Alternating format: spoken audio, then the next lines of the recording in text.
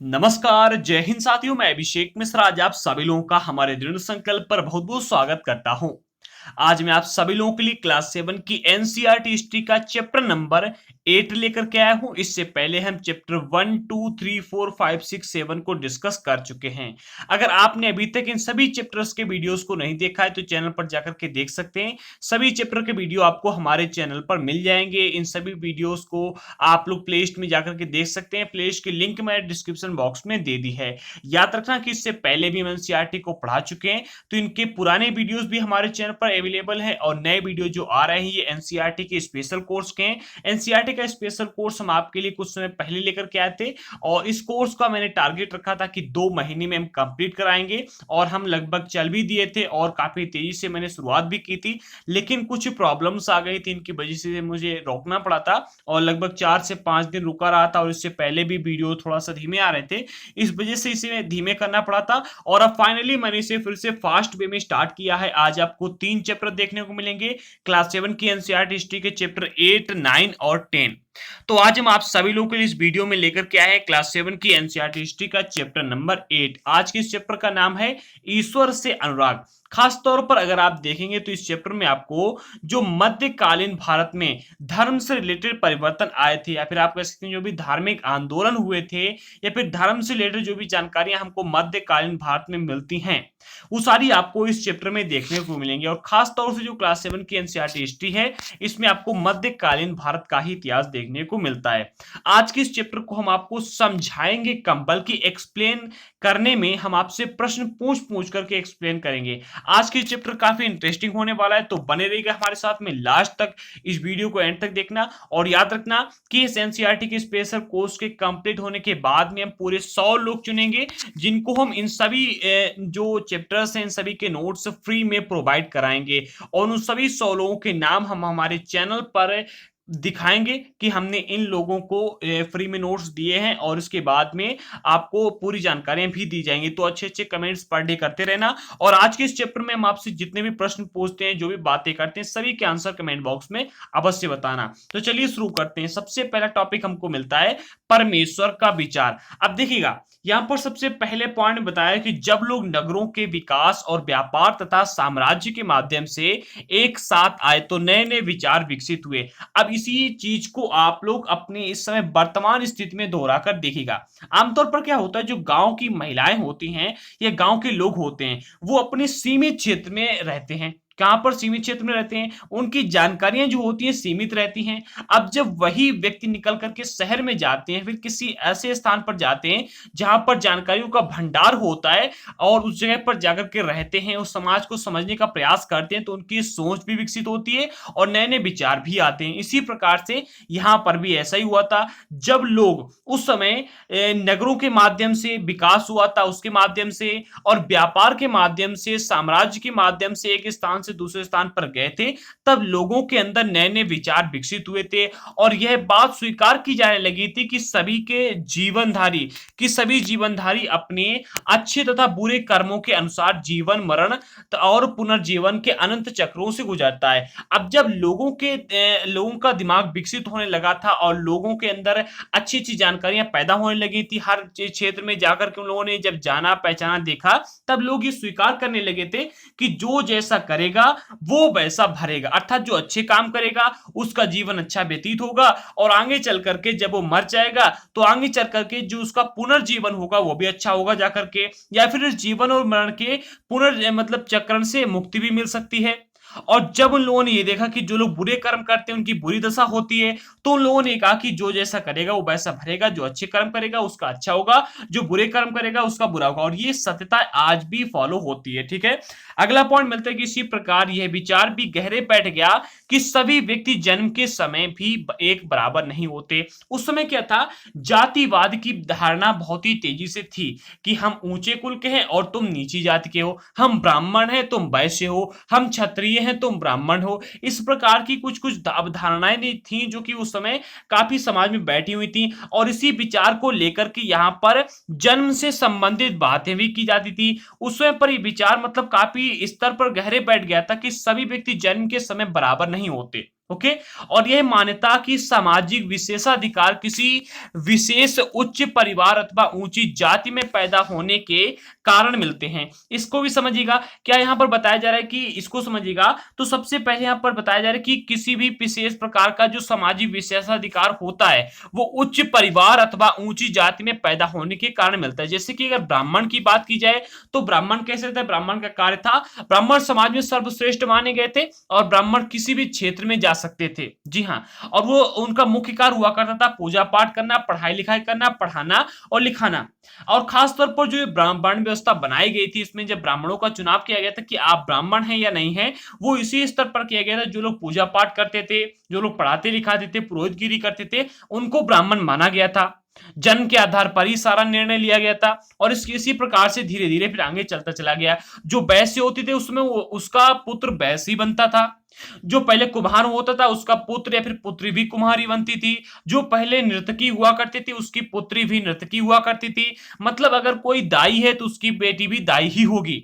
Okay, इस प्रकार से पहले जन्म के आधार पर निर्धारण हुआ करता था। और कुछ लोग परमेश्वर संबंधी इस विचार से आकर्षित हुए कि भक्ति भाव से परमेश्वर की शरण में जाएं तो इस बंधन से मुक्ति मिल सकती है। इसका अर्थ यहाँ पर ही बताया जा रहा है कि कुछ लोग जो थे उन लोगों ने ईश्वर की इस विचार से काफी आकर्षित हुए थे कि अगर हम भक्ति भाव से ईश्वर की शरण में जाते हैं और उसकी वंदना करते हैं, पूजा पाठ करते हैं, तो हमें इस जीवन और मरण के अनंत चक्रों से मुक्ति मिल सकती है। अर्थात हमें फिर से जीवन जन्म नहीं लेना पड़ेगा और मुझे मुक्ति मिल जाएगी। इस प्रकार से अवधारणाएं भी समाज में फैली हुई थी और ये सच भी अवधारणाएं थी। अगला पॉइंट मिलता है कि भगवत गीता में भक्ति भाव के संदर्भ में जो विचार दिए गए हैं वे प्रारंभिक शताब्दियों में अत्यंत लोकप्रिय हो गए। देखिए, भगवत गीता एक बहुत ही महत्वपूर्ण और बहुत ही पुराना और बहुत ही अच्छा ग्रंथ है। ये आप भी जानते हैं, हम भी जानते हैं, ठीक है।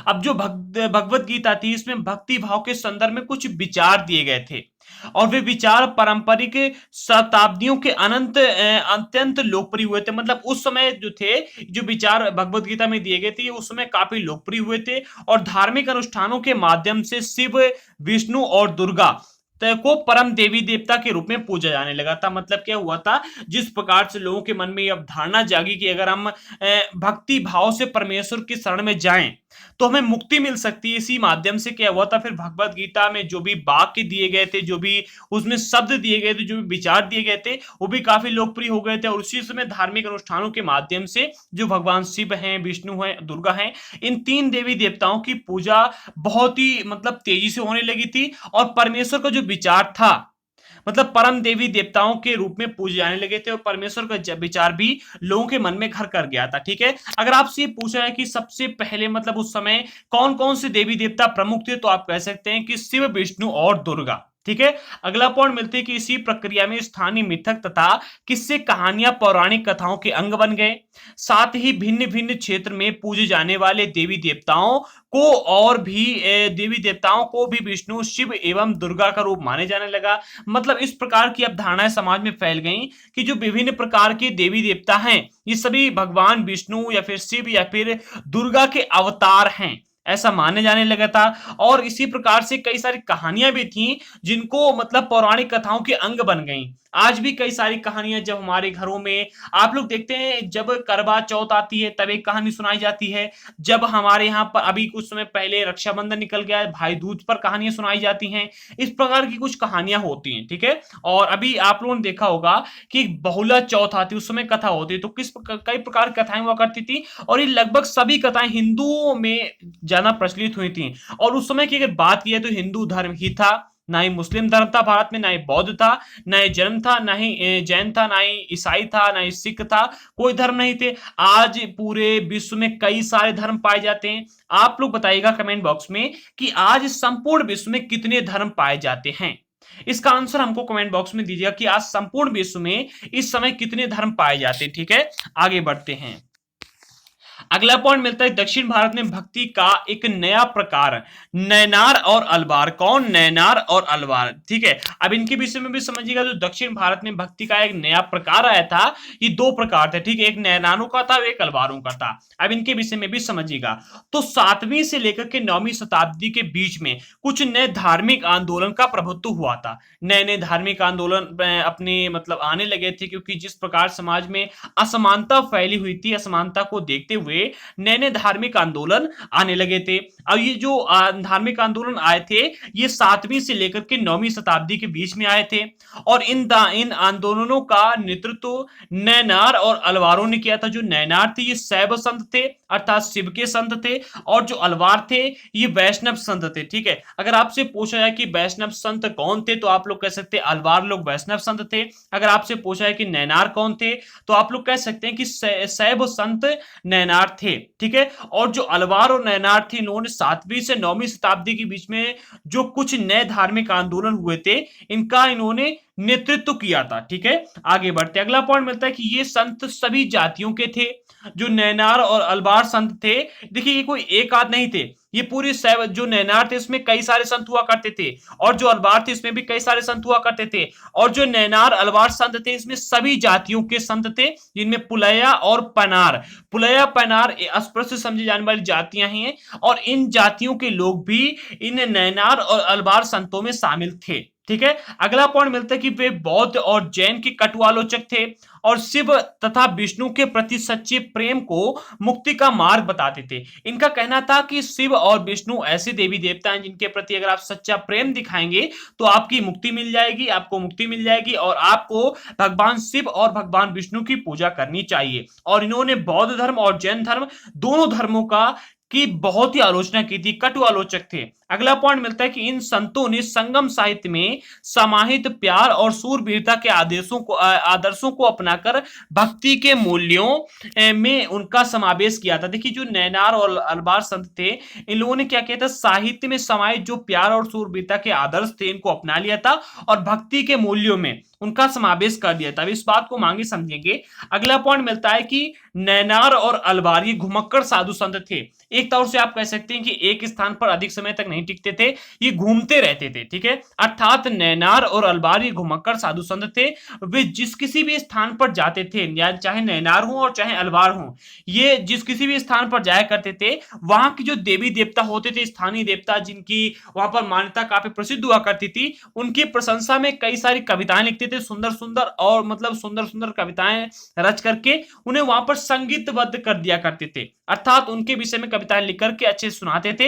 और 10वीं से 12वीं सदी के बीच में चोल और पांड्यन राजाओं ने उन अनेक धार्मिक स्थानों पर मंदिर बनवा दी जहां पर संत कवियों ने यात्रा की थी। अर्थात जो नैनार और अलवार जो कि घुमक्कड़ साधु संत थे, इन लोगों ने 10वीं से 12वीं सदी के बीच में जहां भी यात्राएं की थी, उन बीच में जो चोल और पांड्यन राजा थे, इन लोगों ने उन स्थानों पर जहां पर इन्होंने यात्रा की थी, संत कवियों ने वहां पर धार्मिक मंदिर बनवा दिए थे। जी हां, और अगला पॉइंट मिलता है कि इस प्रकार भक्ति परंपरा और मंदिर पूजा के बीच गहरे संबंध स्थापित हो गए, तथा वही वह समय था जो ये समय 10वीं से 12वीं शताब्दी का जो समय था, यही वह समय था जब उनकी कविताओं का संकलन तैयार किया गया था। पहले क्या था कि इनकी कविताएं लिखी नहीं जाती थी, और बाद में जब इनके मंदिर बनवाए गए थे, जहां जहां पर घूमने गए थे उन सभी स्थानों पर मंदिर बनवाए गए, तो इसके बाद में इन्होंने जो कविताएं रची थी उन कविताओं का संकलन किया गया, और जब इनका कविताओं का संकलन किया गया फिर इनको रखा गया था। ठीक है, अब जो नैनार और अलवार थे इनके विषय में कुछ महत्वपूर्ण तथ्य हैं, इन लोगों ने क्या क्या किया और कितने थे इसके विषय में समझिएगा। तो सबसे पहले हम बात कर लेते हैं नैनारों की। तो नैनार संख्या में पूरे 63 थे। कितने? 63, पूरे 63 थे नैनार संख्या में। और नैनार संतों के 2 गीत संकलन में हैं। सबसे पहला तेवरम और दूसरा तिरुवाचुकम। कौन सा? तेवरम और तिरुवाचकम। ठीक है, नैनार में सर्वाधिक प्रसिद्ध संत हुए थे अपार, और इसके बाद में संबंदर है, सुंदरार है और मणिको सागर, ये कुछ संत थे जो कि सर्वाधिक प्रसिद्ध हुए थे नैनारों में। ठीक है, और कुल मिलाकर के 63 नैनार साधु संत थे। इनमें जो मैंने अभी आपको 4 नाम बताए, इनमें अपार, संबंदर, सुंदरार और मणिको सागर।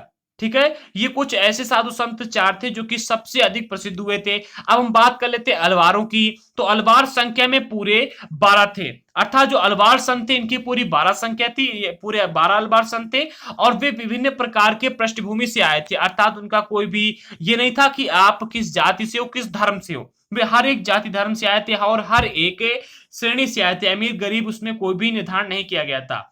और उनमें सर्वाधिक प्रसिद्ध थे पेरियलवार और उनकी पुत्री जिसका नाम था अंडाल, और इसके बाद में तोड़ी पोड़ी, तोडर डिपोड़ी, ठीक है, तोड़र डिपोड़ी और नम्मालवार थे, ठीक है, ये थे इनके सबसे प्रसिद्ध साधु संत। और इन्होंने उनके गीत जो थे, जो भी अलवारों ने गीत लिखे थे वो सारे दिव्य प्रबंधन में संकलित किए गए, ठीक है। इसके बाद में यहाँ पर आपको एक चित्र भी दिया जा रहा है, ये चित्र किसका है, मणिक्कु सागर की एक कांस्य प्रतिमा यहाँ पर दिखाई जा रही है। और मणिक्कु सागर जो थे ये नैनार संत थे और इनकी यहाँ पर एक कांस्य प्रतिमा दिखाई गई, आप लोग देख सकते हैं, ठीक है, ये है मणिक्कु सागर की कांस्य प्रतिमा, ठीक है। आगे बढ़ते हैं, अगला पॉइंट मिलता है दर्शन और भक्ति। देखिए आज का वीडियो थोड़ा सा लंबा हो सकता है लेकिन हम टाइमिंग में बिल्कुल भी ध्यान नहीं देंगे, हम ध्यान इस बात पर देंगे कि हमारा टॉपिक कितना अच्छे से हमको समझ में आ रहा है। अगर आपको टॉपिक अच्छे से समझ में आ रहे हैं तो कमेंट करके अवश्य बताना, और अगर आप चाहते किसी प्रकार से हम हर एक टॉपिक को एक्सप्लेन करते हुए चला करें, समझाया करें, तो कमेंट करके बताइएगा, हम हर एक टॉपिक को ऐसे ही लाएंगे, ठीक है। अगला पॉइंट मिलता है दर्शन और भक्ति, इसमें सबसे पहला टॉपिक मिलता है शंकराचार्य का, ठीक है। इस प्रकार से हम आगे और भी कई सारे लोग आए थे जिनके विषय में जानकारियां प्राप्त करेंगे। सबसे पहले हमको जो मिलते हैं वो मिलते हैं शंकराचार्य। तो भारत में सर्वाधिक प्रभावशाली दार्शनिकों में से एक थे जिनका नाम था शंकराचार्य, अर्थात भारत में जितने भी मतलब प्रभावी दार्शनिक हुए थे उन सभी में जो सर्वाधिक प्रभावशाली दार्शनिक थे उनका नाम है शंकराचार्य। और इनका जन्म 8वीं शताब्दी में केरल में हुआ था। कब हुआ था? 8वीं शताब्दी में हुआ था, ये कुछ 800 शताब्दी के आसपास। कहां पर हुआ था? केरल में हुआ था।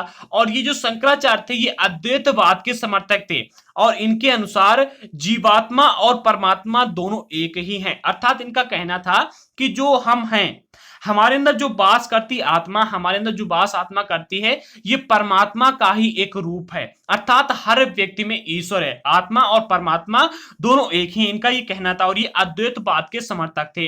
अगला पॉइंट मिलता है कि उन्होंने शिक्षा दी थी कि ब्रह्मा जो एक परम सत्य है वह निर्गुण और निराकार है। शंकर ने हमारे चारों ओर के संसार को मिथ्या या माया माना था। उनका कहना था कि आपके जो भी भाई बहन हैं या फिर हम कहें कि प्रॉपर्टी है वो कुछ भी आपका नहीं है। आप जिस दिन मर जाएंगे कुछ भी अपनी छाती पर रख करके नहीं ले जाएंगे, सब यहीं रह जाएगा। आपके भाई बहन दोस्त यार मित्र माता पिता सब यहीं रह जाएंगे। सिर्फ एक परम सत्य वो ईश्वर ब्रह्मा, आप ब्रह्मा की आराधना करो, इनका ये कहना था। और ब्रह्मा के ऊपर अपना सत्य मतलब पूर्ण रूप से आश्रित रहो और संसार के प्रति आपको ज्यादा वो नहीं रखना है क्योंकि ये सब मिथ्या है, ये सब माया है। और उन्होंने ब्रह्मा को ही सही प्रकृति को ब्रह्मा की सही प्रकृति को समझने के लिए मोक्ष प्राप्त करने के लिए ज्ञान के मार्ग को अपनाने का उपदेश दिया था। अर्थात इनका कहना था कि अगर आपको ब्रह्मा को देखना है और मोक्ष प्राप्त करना है, सही प्रकृति देखनी है ब्रह्मा की, तो आपको ज्ञान का मार्ग अपनाना पड़ेगा, अर्थात आपको ज्ञान की ओर आगे बढ़ना होगा, ज्ञान का मार्ग अपनाना होगा, ठीक है। आगे बढ़ते हैं, अगले जो मिलते हैं हमको उनका नाम है रामानुज, ठीक है। रामानुज 11वीं शताब्दी में तमिलनाडु में जन्मे थे। कब? 11वीं शताब्दी में जन्मे थे। जो ये हमारे इससे पहले वाले संत थे इनका नाम था शंकराचार्य और ये जन्मे थे 8वीं शताब्दी में। कब? 8वीं शताब्दी में इनका नाम था शंकराचार्य। और शंकराचार्य के लगभग 300 वर्ष बाद 11वीं शताब्दी में जन्मे थे तमिलनाडु में रामानुज। और ये एक विष्णु भक्त अलवार संतों में सर्वाधिक प्रभावित हुए थे। जो विष्णु भक्त अलवार संत थे इनसे काफी प्रभावित हुए थे। इनका नाम था रामानुज। और रामानुज ने विशिष्टाद्वैत के सिद्धांत का प्रतिपादन किया था। किसका? विशिष्टाद्वैत के सिद्धांत का प्रतिपादन किया था। और इसके अनुसार बताया जाता है कि आत्मा परमात्मा से जुड़ने के बाद अपनी एक अलग सत्ता बनाए रखती है, अर्थात जब व्यक्ति मर जाता है तो उसके बाद में उसकी एक अलग सत्ता बनी रहती है। चाहे जितना कुछ भी हो जाए, आत्मा परमात्मा से मिलने के बाद भी, अर्थात व्यक्ति के मरण हो जाने के बाद भी एक उसकी एक अलग सत्ता बनी रहती है। और उसके अनुसार अर्थात रामानुज के अनुसार मोक्ष प्राप्त करने का उपाय विष्णु के प्रति अनन्य भक्ति भाव रखना था। और जो हमारे शंकराचार्य थे इनके अनुसार था कि अगर आपको मोक्ष प्राप्त करना है तो आपको ज्ञान की ओर आकर्षित होना होगा, ज्ञान का मार्ग अपनाना होगा। अगला पॉइंट मिलता है कि रामानुज के सिद्धांत ने भक्ति की नई धारा को बहुत प्रेरित किया, जो कि परवर्ती काल में उत्तरी भारत में विकसित हुई थी। ठीक है, आगे बढ़ते हैं। अगला पॉइंट मिलता है बसवन्ना और वीर शैववाद, ये भी इंपॉर्टेंट है, इसको भी समझिएगा। अलवार और नयनार संतों के द्वारा शुरू की गई तमिल भक्ति आंदोलन और मंदिर पूजा के बीच विशिष्ट संबंध थे।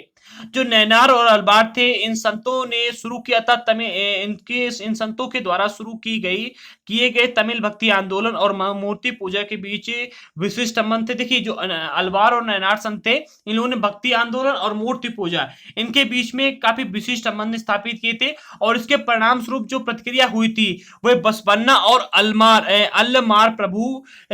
प्रभु और अक्क महादेवी जैसे अनेक साथियों द्वारा शुरू किए गए वीर शैव आंदोलन में स्पष्ट दिखाई देती है। अर्थात यहाँ पर साफ तौर पर बताया जा रहा है कि जो अलवार और नयनार साधु संत थे, इनके द्वारा तमिल भक्ति आंदोलन की शुरुआत की गई थी, और मूर्ति पूजा के बीच में इन्होंने तमिल भक्ति आंदोलन के तौर पर काफी विशिष्ट संबंध स्थापित कर दिए थे। और इसका परिणाम यह निकला था कि बसवन्ना और अल्लमा प्रभु और अक्क महादेवी इनके जैसे जो अनेक साथी थे, इनके अनेक साथियों द्वारा शुरू किए गए जो वीर शैव आंदोलन थे, इसमें इसकी मतलब काफी सारे परिणाम स्पष्ट दिखाई देते हैं। और ये जो आंदोलन चले थे, ये 12वीं शताब्दी के मध्य में कर्नाटक में शुरू हुए थे, और वीर शैव ने सभी व्यक्तियों को समानता के पक्ष में और जाति तथा नारी के प्रति व्यवहार के बारे में ब्राह्मणवादी विचारधारा के विरुद्ध प्रबल तर्क प्रस्तुत किए थे। अर्थात इनका साफ तौर पर अर्थ था कि आप लोग छुआछूत मत बनाएगा, जातिवाद बिल्कुल मत बनाएगा, नारी के प्रति आप अपना अच्छा व्यवहार रखिएगा, और ब्राह्मणवादी जो विचारधारा उसके विरुद्ध रहिएगा। ठीक है, अर्थात ब्राह्मणों ने जो समाज में नियम बनाए थे, इनके विरुद्ध खड़ा होने का इन्होंने प्रयत्न किया था। ठीक है, अगला पॉइंट मिलता है कि इनके अलावा वे सभी प्रकार के कर्म कांडों और मूर्ति पूजा के विरोधी थे। अर्थात जो ये बसवन्ना और जो वीर शैववाद साधु संत थे, इन्होंने क्या किया था, जो वीर शैव आंदोलन हुए थे, इनमें जो वीर शैव थे, वीर शैव के साथी व्यक्ति थे, वो सारे कर्मकांड और मूर्ति पूजा के घोर विरोधी थे। ठीक है, अगला पॉइंट मिलता है वीर शैव के वचन। इन्होंने काफी सारे वचन मतलब दिए हैं, जो कि समाज को काफी कष्ट भी प्रदान किए इन्होंने। समझे इनके विषय में, नीचे कुछ वचन या कथन दिए गए हैं जो बसवन्ना के बताए जाते हैं। ठीक है, सबसे पहला कथन मिलता है कि धनवान लोग शिव के लिए मंदिर बनवाते हैं, और मैं एक गरीब आदमी क्या करूंगा। मतलब बताया जा रहा है कि शिव के लिए मंदिर बनवाते हैं, जो धनवान लोग थे वो भगवान शिव के लिए मंदिर बनवाते हैं, और मैं तो एक गरीब आदमी हूं, मैं गरीब आदमी क्या करूंगा, मेरी टांगे खंबे हैं, शरीर तीर्थ मंदिर है, सिर उसकी छतरी है सोने की बनी हुई। मतलब सिर छतरी है और पूरा शरीर मंदिर है और टांगे खंबे हैं। जरा सुनो नदी संगम के प्रभु, खड़ी हुई चीजें भी गिर जाती हैं, लेकिन चलने वाला सदा चलती रहेगी। मतलब यहाँ पर क्या बताने का प्रयास कर रहे हैं आप लोग खुद ही समझिएगा, मैं आगे बढ़ता हूं। अगला पॉइंट मिलता है महाराष्ट्र के संत, इनके विषय में भी समझिएगा। तो 13वीं से लेकर के 17वीं शताब्दी तक महाराष्ट्र में अनेकानेक संत एवं कवि हुए थे। कई सारे संत और कई सारे कवि हुए थे 13वीं से लेकर के 17वीं शताब्दी के बीच में महाराष्ट्र में। ठीक है, और यहां पर बताया जा रहा है कि इन संतों में सबसे महत्वपूर्ण थे ज्ञानेश्वर, नामदेव, एकनाथ और तुकाराम तथा सुकाबाई जैसी स्त्रियां, और चोखा मैना का परिवार, जो कि अस्पृश्य समझी जाने वाली महार जाति का था। यहाँ पर चोखा मैना का एक परिवार भी था जो कि इन संतों में सम्मिलित था, और ये अनेक मतलब संत कवि थे। ठीक है, और जो चोखा मैना का परिवार था एक अस्पृश्य समझी जाने वाली महार जाति का था, और शायद मुझे अच्छे से पता नहीं है, मतलब अभी पता तो है लेकिन याद नहीं है। जो हमारे ये भीमराव अंबेडकर साहब जी थे, ये भी शायद महार जाति के ही थे, मैं कंफर्म नहीं कह सकता हूं, बट शायद ये भी महार जाति के ही थे। और यहाँ पर जो चोखा मैना का परिवार था, ये अस्पृश्य समझी जाने वाली जाति जो है महार जाति का ही था। इसमें जो ज्ञानेश्वर है, नामदेव है, एकनाथ है और तुकाराम है, सुकाबाई हैं, ऐसी स्त्रियां इसमें शामिल थीं। ठीक है, किसमें 13वीं से 17वीं शताब्दी के बीच में महाराष्ट्र में जो अनेकानेक साधु संत हुए थे, इन संतों में। ठीक है, आगे बढ़ते अगला पॉइंट दे रहा है कि यह क्षेत्रीय परंपरा पंढरपुर में विठल अर्थात विष्णु का एक रूप विठल को माना गया है। विठल जो है विष्णु का एक रूप माना गया है और ये क्षेत्रीय परंपराएं थी ये पंढरपुर में विठल पर और जन मन के हृदय में विराजमान व्यक्तिगत देव अर्थात ईश्वर संबंधी विचारों पर केंद्रित थी। ठीक है, जो भी क्षेत्रीय परंपराएं हुई थी सारी की सारी। और इन संत कवियों ने सभी प्रकार के कर्मकांड पवित्रता के ढोंग एवं जन्म आधारित सामाजिक अंतरों का विरोध किया था। यहां तक कि उन्होंने सन्यास के विचार को भी ठुकरा दिया था। इनका कहना था कि किसी भी व्यक्ति को सन्यास नहीं लेना चाहिए और जो पवित्र का ये जो ढोंग रचा जाता है कि आप अपवित्र हो, नीची जाति में जन्म लेना व्यक्ति जन्म लेने वाला व्यक्ति अपवित्र होता है, ऊंची जाति में जन्म लेने वाले व्यक्ति पवित्र होता है, इस प्रकार के सभी इन्होंने जो ढोंग थे इनको ठुकरा दिया था और कर्म कांडों को भी इन्होंने ठुकरा दिया था। ठीक है, आगे बढ़ते हैं। अगला पॉइंट मिलता है कि किसी भी अन्य व्यक्ति की तरह रोजी रोटी कमाते हुए परिवार के साथ में रहने और विनम्रता पूर्वक जरूरतमंद साथी व्यक्तियों की सेवा करते हुए जीवन बिताने को अधिक पसंद किया था इन लोगों ने। इनका कहना था कि अगर आप संन्यास ले लेते हैं और गैर त्याग कर देते हैं तो आप समाज के काम नहीं आएंगे और आप कोई भी भला काम नहीं कर पाएंगे। और वहीं अगर आप सभी व्यक्तियों के बीच में रहते हैं, अपनी रोजी रोटी कमाते हुए अपने परिवार का पालन पोषण करते हैं और विनम्रता पूर्वक जिन व्यक्तियों की आवश्यकता है, जिन व्यक्तियों को आपकी आवश्यकता है उनकी आवश्यकता को पूरा करना, लोगों की मदद करते हैं अगर आप बिना उनसे किसी स्वार्थ के, तो ये इससे बड़ा और कोई पुण्य हो ही नहीं सकता। और सच में ये एक अच्छी बात है। ठीक है, उन्होंने इस बात पर बल दिया था कि असली व्यक्ति दूसरों के दुख को बांट लेना है और इसने नए मानवतावादी विचार का उद्भव किया था। भाई देखिए यहां पर मैं इसने का उपयोग नहीं कर सकता, यहां पर लिखा है गलत लिख गया है। यहां पर हम लिख सकते हैं कि इन्होंने नए मानवतावादी विचारों का उद्भव भी किया था, क्योंकि उन्होंने कई सारे ऐसे विचार समाज में रख दिए थे कि आप दूसरों का भला करिएगा, संन्यास मत लीजिएगा, उसके बदले विनम्रता पूर्वक जो जरूरतमंद व्यक्ति हैं, जो दुखी हैं, उनकी मदद कीजिएगा और दूसरों के दुखों को बांट लीजिएगा। अगला पॉइंट मिलता है कि संत ज्ञानेश्वर ने भगवत गीता पर टीका लिखी है तथा नामदेव के कुछ पदात्मक गीत गुरु ग्रंथ साहिब में संग्रहित हैं।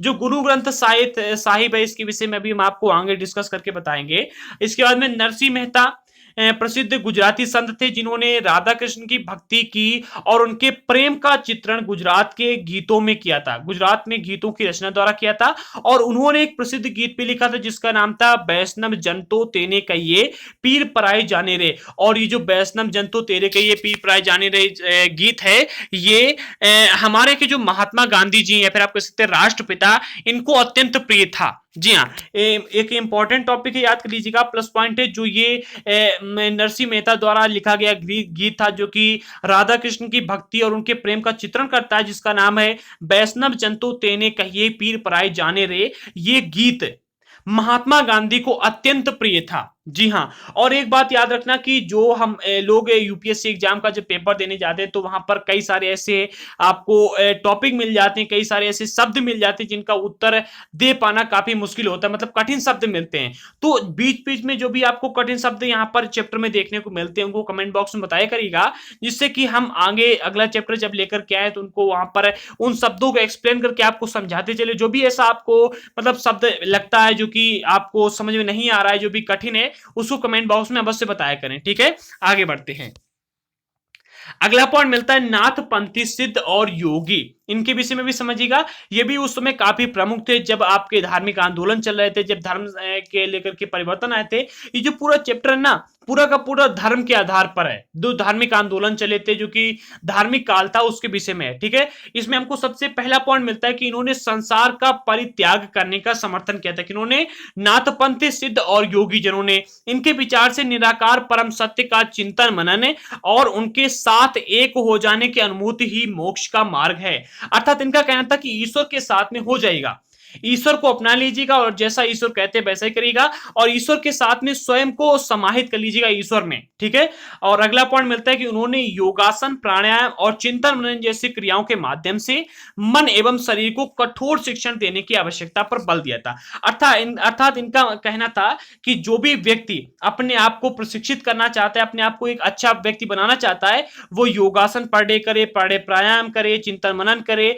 और ऐसी कई सारे क्रियाकलाप करे, उनके माध्यम से से अपने शरीर को कठोर प्रशिक्षण दे, जिसके अनुसार वो अपने आप को शुद्ध रख सके और अपने आप का मतलब अच्छे से बना सके। और ये मैं आपको भी कहना चाहूंगा कि अगर आप यूपीएससी या फिर अन्य किसी भी एग्जाम की तैयारी कर रहे हैं तो सुबह जल्दी उठा करिएगा और डेली प्राणायाम करें, डेली योगासन करें, चिंतन मनन करें और ध्यान लगाने के प्रयास अवश्य किया करें। क्योंकि जब आप ध्यान लगाते हैं ना तो आपका मन एकाग्र होता है, और जब आपका मन एकाग्र होता है तब आप अगर किसी भी टॉपिक को पढ़ते हैं, समझते हैं, तो वो आपको जल्दी याद होता है और जल्दी समझ में भी आता है। तो आपसे एक ही रिक्वेस्ट है हमारी, और हम कहते हैं कि आप इस बात को जरूर फॉलो करना, और फॉलो करेंगे जब आप तो आप इसका मतलब बेनिफिट भी देखेंगे कि आपको इससे क्या क्या फायदे मिलते हैं। आप लोग पर डे कम से कम नहीं तो 10 मिनट तो ध्यान लगाया ही करें, नहाने के बाद में फिर सुबह उठ करके ध्यान अवश्य लगाया करें। इससे आपका मन एकाग्र रहेगा, इधर उधर ज्यादा नहीं भागेगा और आपकी इंद्रियां आपके बस में भी रहेंगे। अगला पॉइंट मिलता है कि ये समूह जो नाथपंथी सिद्ध और योगी जन थे, इनके समूह समाज में नीची कही जाने वाली जातियों में बहुत ही लोकप्रिय हुए थे, क्योंकि जो नीची कही जाने वाली जो जातियां थी उनके साथ में ब्राह्मणों की अधिक बनती नहीं थी। और दूसरी बात यहां पर यह भी निकल के आती है, क्योंकि जो भी जो नए नए धर्मों का उदय हुआ है, चाहे हम बौद्ध धर्म की बात करें, सिख धर्म की बात करें, या फिर हम जैन धर्म की बात करें, या फिर हम जो हमारा इस्लाम धर्म है इसकी बात करें, लगभग सभी धर्म जो नीची कही जाने वाली जातियां थी इनमें बहुत ही लोकप्रिय हुए थे। ठीक है, अगला पॉइंट मिलता है कि इनके द्वारा दी गई रूढ़िवादी धर्म की आलोचना आलोचना ने भक्ति मार्गी धर्म के लिए आधार तैयार किया था। ठीक है, आगे बढ़ते हैं। यहां पर अगर आपको कोई भी शब्द समझ में ना आए तो कमेंट बॉक्स में पूछ सकते हैं। यहां पर साफ तौर बताया गया इन्होंने जो भी रूढ़िवादी धर्म की आलोचनाएं की थी वो भक्ति मार्गी जो धर्म आगे निकल के आया था उसके लिए एक आधार तैयार हो गया था। ठीक है, अर्थात आप कह सकते हैं एक ब्रिज बन गया था, एक पुल बन गया था। ठीक है, इसके बाद में यहाँ पर आपको एक चित्र दिया जा रहा है, ये आग के आसपास तपस्वी का समूह दिखाया जा रहा है। ये आग आसपास जल रही है, ये आप देख सकते हैं, ये बीच में आग जली और आग के आसपास एक ही तपस्वी बैठा है, की है तपस्वी का समूह दिखाया गया है। ठीक है, चैप्टर में दिया गया है और आप लोग इसी प्रकार देख सकते हैं। यहां पर दिखाया है कि किस प्रकार से तप के माध्यम से अपने शरीर को कठोर प्रशिक्षण यहां पर दिया जा रहा है। ठीक है, आगे बढ़ते। अब जिस प्रकार से हिंदू धर्म में उथल पुथल मची हुई थी, जो भी धार्मिक आंदोलन चल रहे थे, नए नए धर्मों का उदय हो रहा था, इस इत्यादि प्रकार के नए नए लोग आ रहे थे सामने, वो अपने अपने मत रख रहे थे। इसी प्रकार से इस्लाम धर्म का भी उदय हुआ था, और इस्लाम धर्म का उदय होने के बाद में इस्लाम धर्म का जो प्रचार करते थे वो थे सूफी लोग। जी हाँ, सूफी संत लोग थे, वो इस्लाम धर्म का काफी प्रचार किया करते थे, और इनके विषय में भी चैप्टर में जानकारी दी गई, तो इसको भी समझिएगा। कितना टाइम हो गया जरा देख लेते हैं, 31 मिनट, काफी टाइम हो गया है, लेकिन ये वीडियो थोड़ा सा बड़ा ही चलेगा, समझिएगा। इसमें सबसे पहला पॉइंट चलता है कि सूफियों और संतों में बहुत अधिक समानता थी, यहां तक कि ये माना जाता था कि उन्होंने आपस में कई विचारों का आदान प्रदान किया और उसे अपनाया भी। जी हाँ, जो सूफी संत लोग थे इनके साथ ये बताया जाता था कि सूफियों और संतों में बहुत अधिक समानता थी, सूफी संत में काफी अधिक समानता थी। यहां तक ये भी माना जाता है कि सूफी और संत इन लोगों ने अपने कई सारे विचारों का आदान प्रदान भी किया है। सूफी लोग धर्म के बाहरी आडंबरों को अस्वीकार करते थे और ईश्वर के प्रति प्रेम भक्ति मतलब प्रेम और व्यक्ति तथा मनुष्य के प्रति दया भावना रखने पर बल देते थे। और जो ईश्वर के प्रति प्रेम भक्ति और मनुष्य के प्रति दया भावना की बात कही जा रही है, लगभग सभी धर्म के अनुयायी, लगभग सभी धर्म के लोगों ने बात को कहा है। और सूफी मुसलमान रहस्यवादी थे, जो सूफी थे ये मुसलमान थे और ये रहस्यवादी थे। और ये भी कहा जाता था कि जो सूफी लोग हैं इनके पास में कई सारी चमत्कारिक शक्तियां भी हैं, जिनसे लोग जो बीमार हुआ करते थे वो ठीक हो जाते थे। जबकि मैं इस बात पर अगर प्रकाश डालूं, मेरा मानना क्या है, मैं अगर आपको बताऊं तो ये बिल्कुल असत्य बात है। शक्तियां ना ही सूफी लोगों के पास में थी, ना ही किसी भी व्यक्ति के पास में थी। खासतौर पर जब हम इस युग की बात करें, इस युग में जी हाँ किसी के पास में भी कोई शक्ति नहीं थी। और आजकल भी कई सारे लोग उल्लू बनाते हैं कि हमारे पास में शक्तियां, ये हमारे ये बाबा बैठे वहां पर चले जाएगा, ये काम हो जाएगा, वो काम हो जाएगा। मैं बिल्कुल नकारता हूं इन सभी बातों को। ठीक है, अगला पॉइंट मिलता है कि ईश्वर ने एक ईश्वरवाद यानी कि एक अल्लाह के प्रति पूर्ण समर्पण का दृढ़ता से प्रचार किया था। एक देखिए ये अच्छा काम हुआ था। यहाँ पर जो इस्लाम था, इस्लाम ने यहाँ पर साफ तौर पर बताया था कि आप एक ईश्वर को ध्यान में रखिएगा, और उस एक ईश्वर का नाम रखा था अल्लाह। अगर आप यहाँ पर ये कहेंगे हिंदू मुस्लिम अलग है, मतलब अलग अलग धर्म है, तो मैं कहूंगा कि जो हिंदू है वही मुस्लिम है। क्योंकि देखिए हिंदुओं में कई सारे देवी देवता हैं, लेकिन जो मुस्लिम मुस्लिम में सिर्फ एक ही देवता को माना गया, उससे अल्लाह नाम दिया गया है। ठीक है, आगे बढ़ते हैं। और इस्लाम ने कहा है कि एक ईश्वरवाद यानी एक अल्लाह के प्रति पूर्ण समर्पण और दृढ़ता से उसका प्रचार कीजिएगा। अगला पॉइंट मिलता है कि इन्होंने मुस्लिम धार्मिक विद्वानों द्वारा निर्धारित विशद कर्म कांड और आचार संहिता को बहुत कुछ अस्वीकार कर दिया, और ये ईश्वर से ठीक उसी प्रकार से जुड़े रहना चाहते जिस प्रकार से एक प्रेमी दुनिया की परवाह किए बगैर अपनी प्रियतमा के साथ में जुड़ा रहना चाहता है। मतलब इनका साफ तौर पर कहना यह था कि हम ईश्वर से उसी प्रकार से जुड़ा रहेंगे जिस प्रकार से एक प्रेमी प्रेमिका से जुड़ा रहता है, बिना किसी प्रकार से समाज की चिंता किए बगैर। अभी मेरे पास में कुछ समय पहले एक वीडियो आया था, मैं यहाँ पर डालता अवश्य, लेकिन अच्छा नहीं लगेगा डालूंगा अगर। क्या था कि एक लड़की थी और उससे एक लड़का प्यार करता है, ठीक है, और जो लड़का प्यार करे इतना प्यार करता है कि वो उसको पकड़ लेता और नहीं छोड़ता। एक तरफ कई सारे लोग पकड़ कर लड़के को छुड़ाते, एक तरफ कई सारे लोग लड़की को पकड़ उसे छुड़ाते हैं, और मतलब खींचते हैं, लेकिन मतलब लटक जाते हैं, लेकिन छोड़ते नहीं एक दूसरे को। मतलब काफी कॉमेडियन वीडियो है, और मतलब अजीब सा लगता है इस चीज को देखते हुए कि मतलब इतना भी प्यार कहीं हो सकता है। ठीक है, आगे बढ़ते हैं। और वही प्यार यहाँ पर भी दिखाया गया है। जो मुस्लिम धार्मिक विद्वान थे उनका मानना यह था कि विशद कर्म कांड और आचार संहिता को बहुत कुछ इन्होंने नकार दिया था कि हम मतलब कर्म कांड नहीं करेंगे, आचार संहिता से बिल्कुल दूर रहेंगे, और इन्होंने कहा था कि हम ईश्वर से बिल्कुल उसी प्रकार से जुड़े रहेंगे जिस प्रकार से एक प्रेमी प्रेमिका से जुड़ा रहता है। ठीक है, आगे बढ़ते हैं। उन्होंने मूर्ति पूजा को स्वीकार कर दिया था। इनका मानना था कि हम किसी भी मूर्ति की पूजा नहीं करेंगे, किसी भी पत्थर की पूजेंगे नहीं। जो हिंदू धर्म में कहा जाता है कि मानो तो पत्थर मानो तो भगवान, ठीक है, इन्होंने इसको बिल्कुल अस्वीकार कर दिया था। और इन्होंने उपासना की पद्धति को सामूहिक प्रार्थना था नमाज का रूप देकर के उसे काफी सरल बना दिया था। इनका कहना था कि सभी लोग एक साथ बैठ करके नमाज पढ़ लें और ये हो गई मतलब उपासना ईश्वर की। जी हाँ, इन्होंने ईश्वर के प्रति मतलब अपनी भक्ति को जताने के लिए उपासना की पद्धति को सामूहिक प्रार्थना का रूप देकर के इसे काफी सरल बना दिया था। और संत और कवियों की तरह सूफी लोग अपनी भावनाओं को व्यक्त करने के लिए काव्य रचना किया करते थे। ठीक है, और गद्य में एक विस्तृत साहित्य तथा इसे किस्से कहानियां और मतलब कई किस्से कहानियां सूफी संतों के इर्द गिर्द विकसित हुई थी। गद्य में एक विस्तृत साहित्य है, और मतलब गद्य में एक विस्तृत साहित्य तथा कई किस्से कहानियां जो कि इन सूफी संतों के इर्द गिर्द विकसित हुई थी। ठीक है, अगला पॉइंट मिलता है कि नरपंथियों, सिद्धों और योगियों की तरह सूफी भी यही मानते थे कि दुनिया के प्रति एक अलग नजरिया अपनाने के लिए दिल को सिखाया पढ़ाया जा सकता है। मतलब साफ तौर पर इनका कहना है कि अगर आप विशेष बनना चाहते हैं, अगर आप दुनिया के लिए एक अलग नजरिया रखना चाहते हैं, तो आप अपने दिल को समझाइएगा, सिखाइएगा, पढ़ाइएगा, और अपने आप को समाज से दूर हटा करके ज्ञान प्राप्ति के मार्ग की ओर बढ़िएगा। ठीक है, आगे बढ़ते हैं।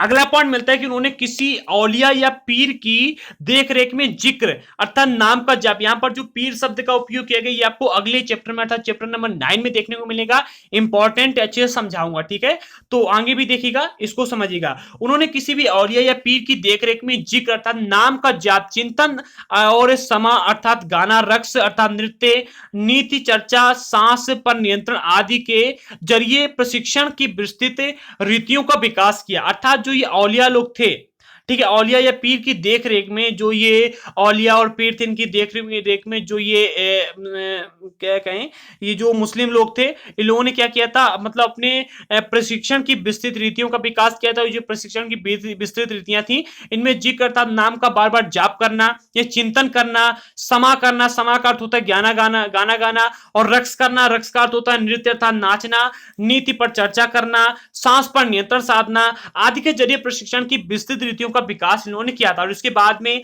11वीं शताब्दी से अपने अनेक सूफी संत, अनेक सूफी जन मध्य एशिया से आकर के भारत में बस गए थे। जी हाँ, 11वीं शताब्दी तक भारत में मतलब बहुत ही कम पाए जाते थे, मतलब एक आध अगर देखने को मिल जाए तो मिल जाए, ऐसे ही थे। लेकिन 11वीं शताब्दी से अनेक सूफी संत जन जो थे ये मध्य एशिया से आकर के भारत में आकर बस गए, तो यहाँ पर देखने को मिलते हैं। ठीक है, अगला पॉइंट मिलता है कि जब उपमहाद्वीप में सर्वत्र बड़े बड़े अनेक सूफी केंद्र विकसित हो गए, तो चिश्ती सिलसिला इन सभी सिलसिलों में सबसे अधिक प्रभावशाली था। जो चिश्ती सिलसिला, ये इंपॉर्टेंट, इसको भी समझिएगा। जो चिश्ती सिलसिला था ये सबसे अधिक प्रभावशाली था। और जब उपमहाद्वीप में हर जगह पर बड़े बड़े अनेक सूफी संत विकसित हो गए थे, सूफी संत ने सिर्फ सूफी का नाम लेंगे, सूफी केंद्र विकसित हो गए थे, तो चिश्ती सिलसिला इन सभी सिलसिलों में सबसे प्रसिद्ध हो गया था। और इनमें औलियाओं की एक लंबी परंपरा थी। जैसे अजमेर की ख्वाजा मोइनुद्दीन चिश्ती, और मतलब दिल्ली के कुतुबुद्दीन बख्तियार काकी, इसके अंदर पंजाब के बाबा फरीद, दिल्ली के ख्वाजा निजामुद्दीन औलिया, और गुलबर्ग के बंदानवाज गिसुदराज, ठीक है, ये है, ठीक है। तो चिश्ती सिलसिला काफी इंपॉर्टेंट हुआ था यहाँ पर। इसी के साथ में आगे बढ़ते हैं। यहाँ पर आपको एक चित्र दिया जा रहा है, ये आपको दिखाया जा रहा है किस प्रकार से है, आप लोग देख सकते हैं, चैप्टर में भी चित्र दिया गया था।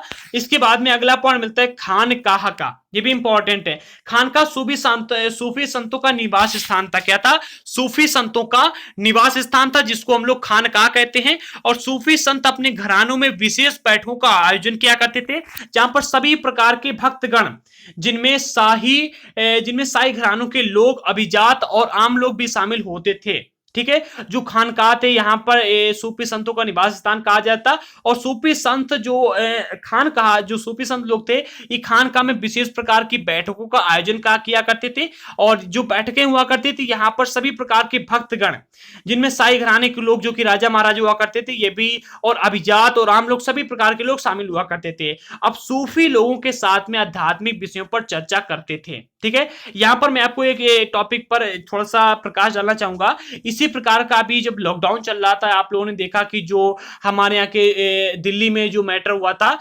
मदार में, मतलब काफी सारी चर्चाएं हुई थी एक मस्जिद में।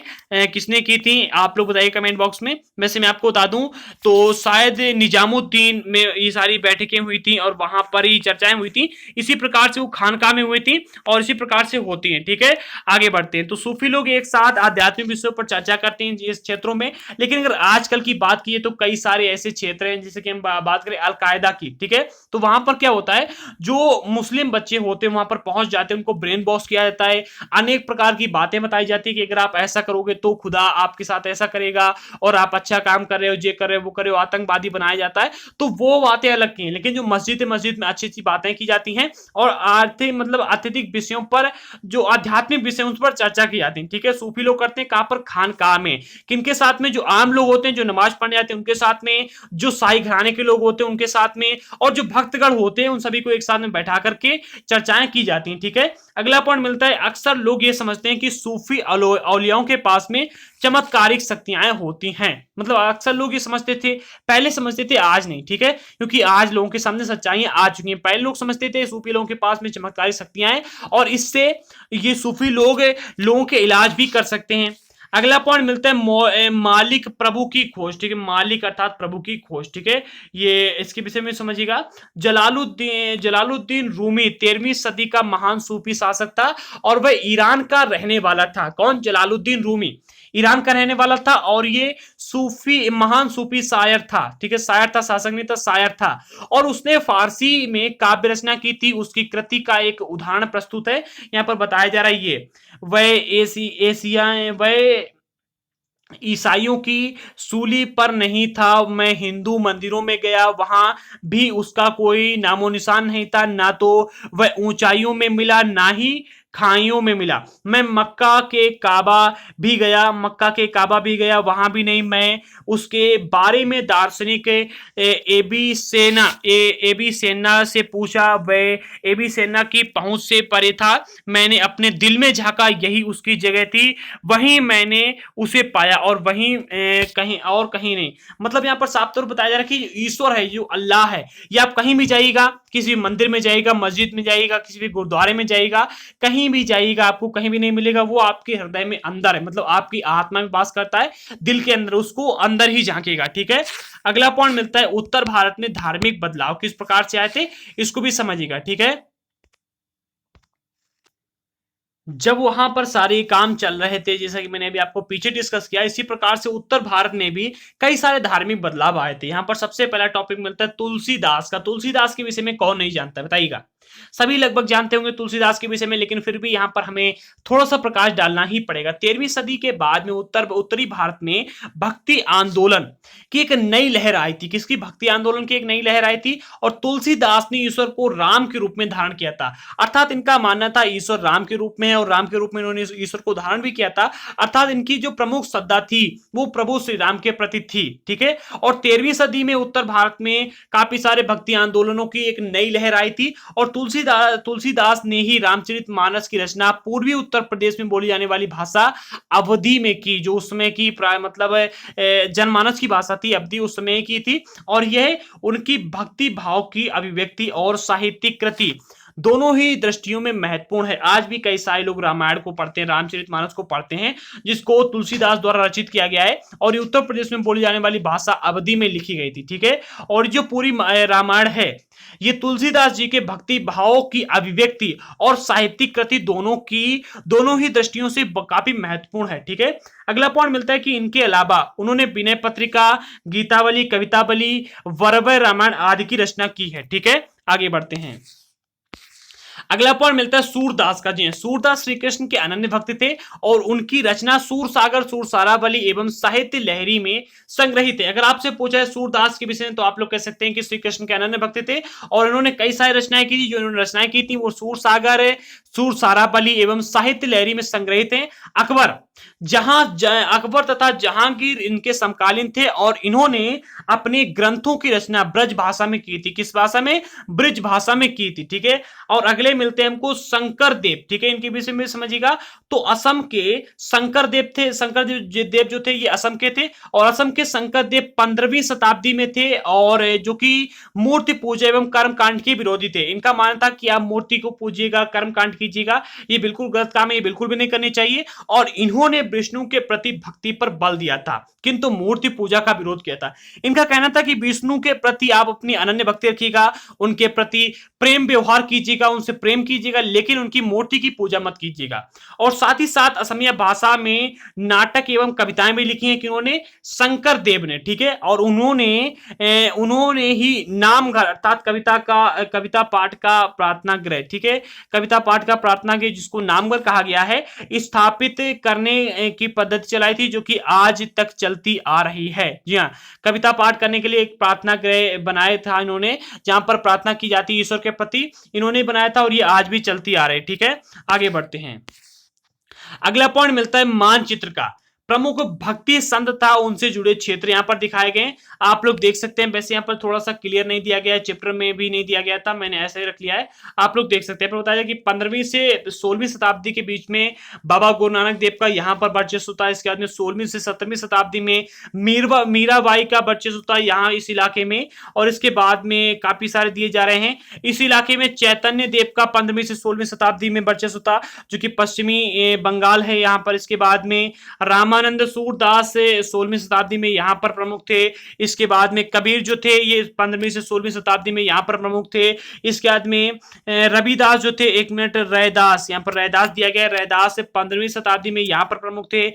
इसके बाद वल्लभाचार्य 15वीं से 16वीं शताब्दी में यहाँ पर, तुलसीदास भी यहाँ पर 15वीं 16वीं 17वीं शताब्दी में प्रमुख थे। ठीक है, इसके बाद में अगर आप नीचे बढ़ोगे तो मणिक सागर 9वीं शताब्दी, रामानुज 11वीं शताब्दी, इसके 11वीं से 12वीं शताब्दी। इसके बाद में नम्मलवार यहाँ पर दिया जा रहा है, नम्मलवार 9वीं शताब्दी में यहाँ पर जो तो प्रमुख थे, जो कि तमिलनाडु वाला इलाका है।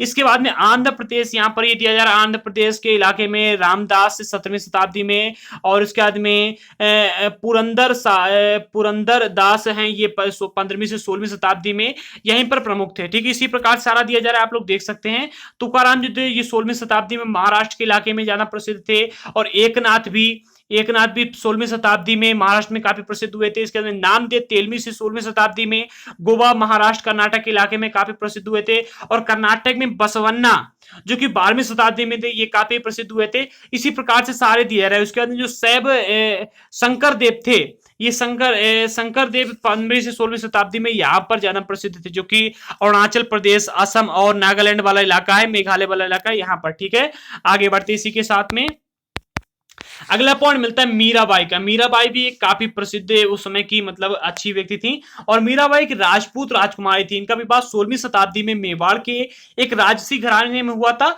और मीराबाई रविदास जो कि अस्पृश्य समझे जाने वाली जात के माने जाते थे उनकी अनुयायी थी। अर्थात अगर मीराबाई के विषय में अगर आप जानने का प्रयास करेंगे तो आप इतना समझ लीजिएगा इंपॉर्टेंट तौर पर कि मीराबाई सबसे पहले एक राजकुमारी थी, और उनका विवाह हुआ था मेवाड़ के राजसी परिवार में 16वीं शताब्दी में, ठीक है। और जो मीराबाई थी ये एक अस्पृश्य समझी जाने वाली जाति के रविदास जो थे इनके अनुयायी थी, ठीक है। आगे बढ़ते, अगला पॉइंट इसी में मिलता है कि मीराबाई ने कृष्ण के प्रति समर्पित थी। जो मीराबाई थी ये कृष्ण के प्रति समर्पित थी, और उन्होंने अपने गहरे भक्ति भाव को कई भजनों में अभिव्यक्त किया था, और उनको गीतों ने उच्च जाति की रीति मान्यताओं को खुली चुनौती दी थी। जिस प्रकार से मीराबाई ने गीत लिखे थे, इस प्रकार से जो भी गीत लिखे थे, देखिए इन्होंने गीत उस समय लिखे नहीं थे, ऐसे मौखिक लिखे थे, और इनके सारे के सारे मौखिक गीतों ने जो ऊंची जाति के लोग हुआ करते थे उनको काफी सारी चुनौतियां दी थी। जी हाँ, और जो ऊंची जाति के लोगों की रीति रिवाज थे उनकी भी काफी सारी चुनौतियां दी थी, और इनके गीत राजस्थान व गुजरात के जनसाधारण में बहुत सारे लोकप्रिय हुए थे। जी हाँ, और इन संतों की कृतियां क्षेत्रीय भाषा में रची गई थी। जो भी संत हुए थे, मीराबाई की बात करें या फिर हम बात करें तुलसीदास की बात करें, लगभग सभी संतों की जो कृतियां थी ये सारी की सारी क्षेत्रीय भाषा में रची गई थी, और आसानी से पढ़ा भी जा सकता था, और इसीलिए बेहद लोकप्रिय भी हुई थी, ठीक है। आगे बढ़ते हैं, अगला पॉइंट मिलता है कबीरदास का। कबीरदास एक नजदीक से एक नजर, ठीक है, इसको भी समझिएगा।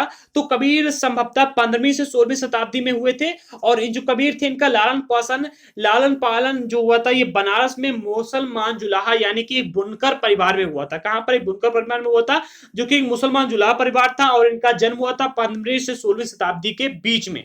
जी हाँ, और इसी के साथ में आगे बढ़ते तो अगला पॉइंट मिलता है कि हमें उनके विचारों की जानकारी उनकी साखियों और पदों की विशाल संग्रह से मिलती है। जो साखी और पद है इनके विशाल संग्रह से हमको कबीरदास के विषय में जानकारी मिलती हैं, और बताया जाता है कि इनके जो भी मतलब साखी और जो पंज साखी और जो मतलब पद हैं ये काफी अच्छे अच्छे हैं, और इनमें से कुछ भजन गुरु ग्रंथ साहिब, पंचवाणी और बीजक में भी संग्रहित एवं सुरक्षित किए गए हैं।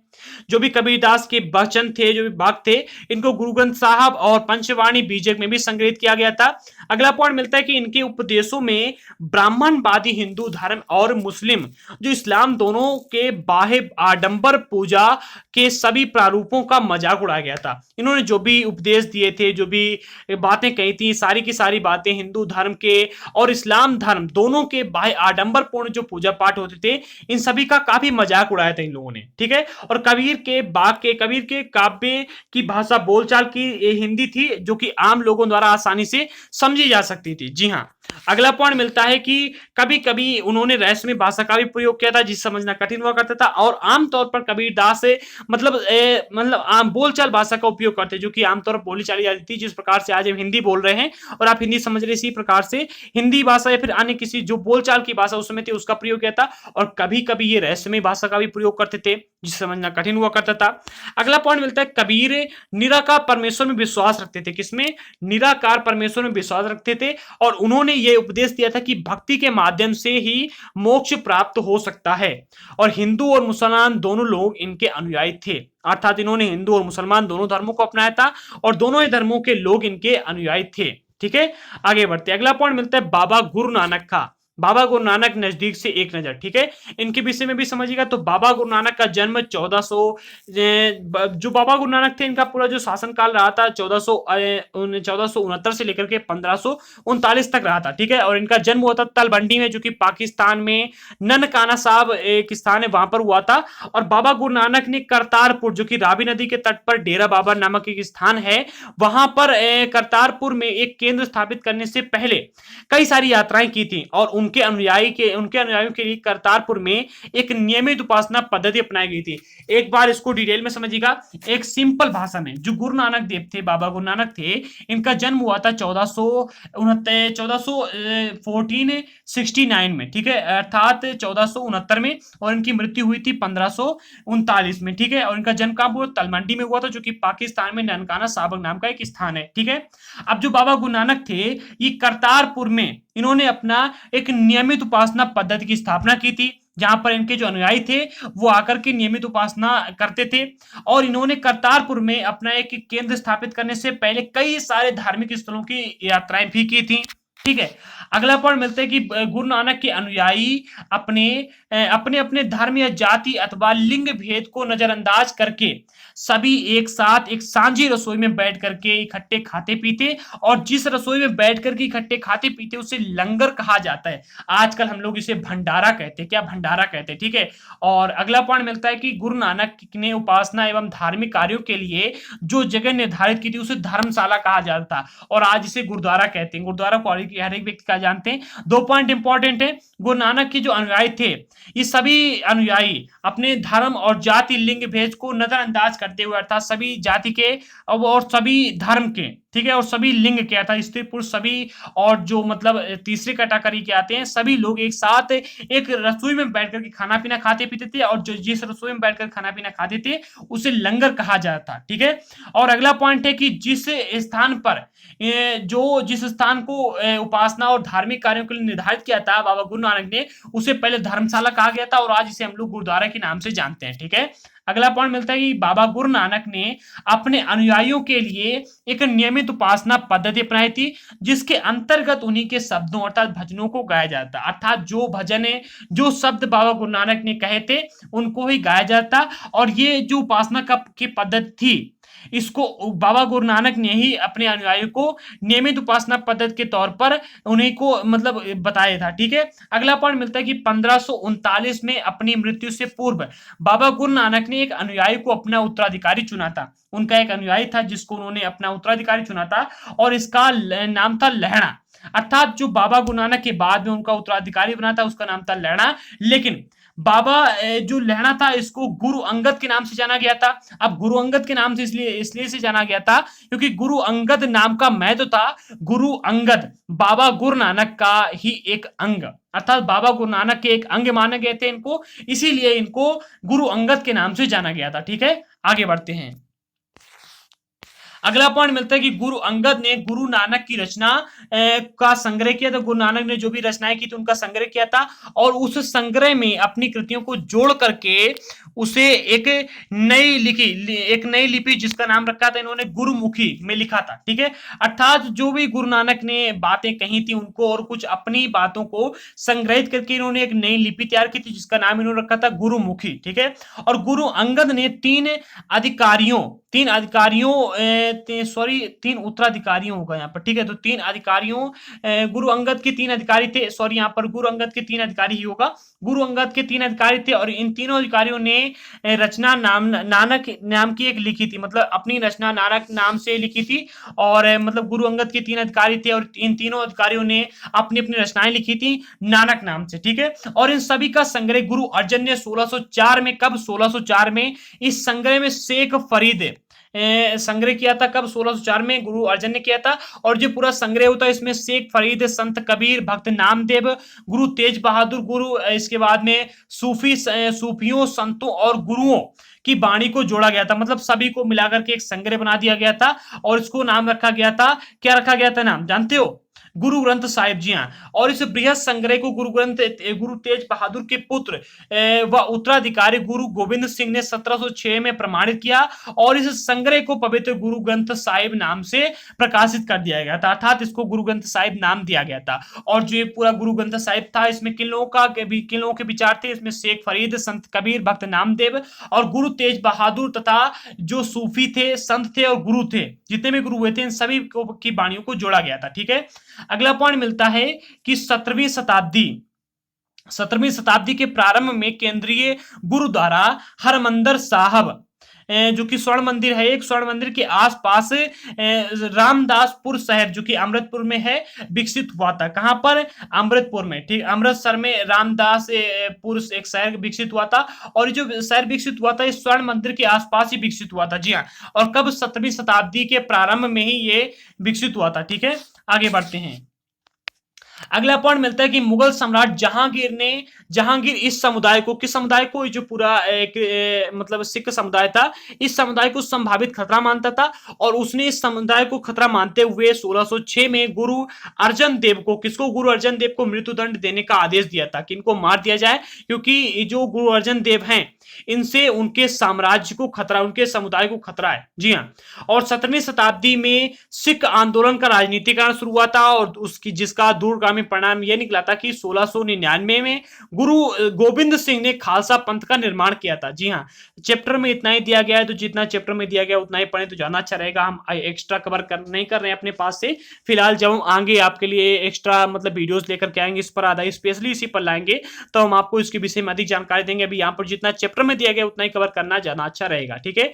तो 17वीं शताब्दी में सिख आंदोलन का राजनीतिकरण शुरू हो गया था और इसका दूरगामी परिणाम यह निकला था कि 1699 में गुरु गोविंद सिंह ने खालसा पंथ का निर्माण किया था और खालसा पंथ के नाम से जाना जाने वाला सिख समुदाय एक राजनीतिक सत्ता बन गया था। ठीक है। अगला पॉइंट मिलता है कि बाबा गुरु नानक के विचारों का सिख आंदोलनों पर गहरा प्रभाव पड़ा था और उन्होंने एक ईश्वर की उपासना के महत्व पर जोर दिया था कि इन्होंने गुरु नानक के विचारों का जो भी मतलब सिख आंदोलन पर गहरा प्रभाव पड़ा था, इसके आधार पर गुरु नानक ने एक ईश्वर की उपासना के विचार पर महत्व दिया था और उन्होंने आग्रह किया था कि मुक्ति पाने के लिए जाति, धर्म अथवा लिंग कोई भी मायने नहीं रखता है। आप किसी की जाति के हो, आप किसी भी लिंग के हो, आप मुक्ति पा सकते हैं। ठीक है।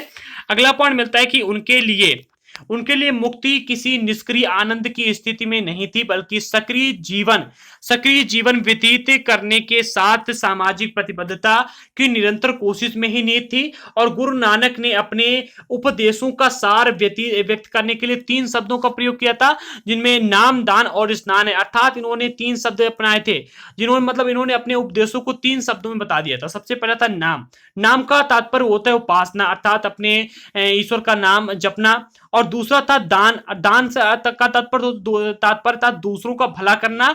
और तीसरा जो था स्नान का तात्पर्य था कि आचार विचार में पवित्रता, अर्थात आप पवित्र हो, दूसरे के विषय में गलत ना सोचो, ना ही दूसरों को गलत निर्णय दो। ठीक है। और आज उनके उपदेशों को नाम जपना, कीर्त करना और बंड छापना के रूप में याद किया जाता है। ठीक है। और इसी के साथ में चैप्टर के लास्ट में जो आपको अन्यत्र दिया था जिसमें आपको विश्व का इतिहास मिलता है, इसके विषय में भी समझ लीजिएगा।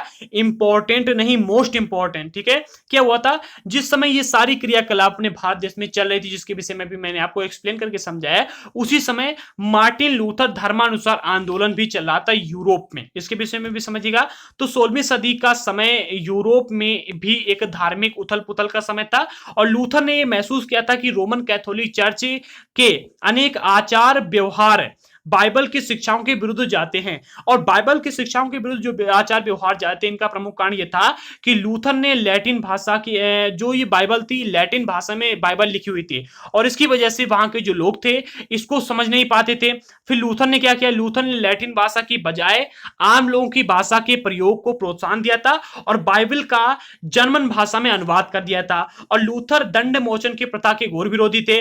दंड मोचन प्रथा के अंतर्गत कहा कि जो भी कोई व्यक्ति पाप करता था, अर्थात आप कोई मर्डर कर दो, मर्डर करने के लिए उस पाप कर्म की क्षमा पाने के लिए चर्च को दान दे दो। अर्थात आप जाइएगा, किसी को मार दीजिएगा और उसके बाद मारने के बाद में आपके पास में अगर पैसा है तो आप चर्च को दान कर दीजिएगा और आपका पाप जो है वो धुल जाएगा, मतलब पाप कर्म से आपको क्षमा मिल जाएगी। इसके घोर विरोधी थे और ये मतलब होना भी चाहिए। यार क्या ये नियम क्या है, मतलब मुझे तो बिल्कुल समझ में नहीं आता। क्या पैसों से किसी का पाप धुला जा सकता है? क्या पैसों से किसी का पाप मिट सकता है? बिल्कुल भी नहीं मिट सकता है। और यही यहां पर चल रहा था पहले। ठीक है। अगला पॉइंट तो इसमें है ही नहीं, मतलब जितना भी था इतना ही था इंपॉर्टेंट इस चैप्टर में। और मतलब काफी चैप्टर लंबा भी था, इंपॉर्टेंट तरीके से मैंने आपको समझाया भी है। और नोट्स कैसे मिलेंगे मैंने आपको सुबह करंट अफेयर में भी बताया, इस बार फिर से बता देता हूं। हम पूरे 100 लोगों को चुनेंगे जिनको फ्री में एनसीईआरटी के नोट्स प्रोवाइड कराएंगे और बाकी के लोगों को आपको पेमेंट करके नोट्स लेना होगा। वैसे अगर आप अपना नाम इन 100 लोगों की लिस्ट में लाना चाहते हैं तो आप लोग वीडियो को अभी कभी शेयर कर दीजिएगा, लाइक कर दीजिएगा, कमेंट करके बताइएगा कि आज आज का वीडियो आपको कैसा लगा और जो भी मैंने प्रश्न पूछे उसका आंसर आपको कमेंट बॉक्स में देना होगा, ठीक है। और जो भी अच्छी कमेंट करेगा उसको ही हम फ्री में देंगे, और जैसे एनसीईआरटी का स्पेशल कोर्स खत्म हो जाएगा हम नोट्स आपके लिए अवेलेबल करा देंगे, ठीक है। और इस चैनल को सब्सक्राइब कर लीजिएगा, और साथ ही साथ आपको टेलीग्राम पर अवश्य ज्वाइन कर लेना। टेलीग्राम की लिंक मैंने डिस्क्रिप्शन बॉक्स में दे दी है। फेसबुक पेज पर फॉलो कीजिएगा, लिंक डिस्क्रिप्शन बॉक्स में दी गई। इंस्टाग्राम पर भी फॉलो कर लीजिएगा।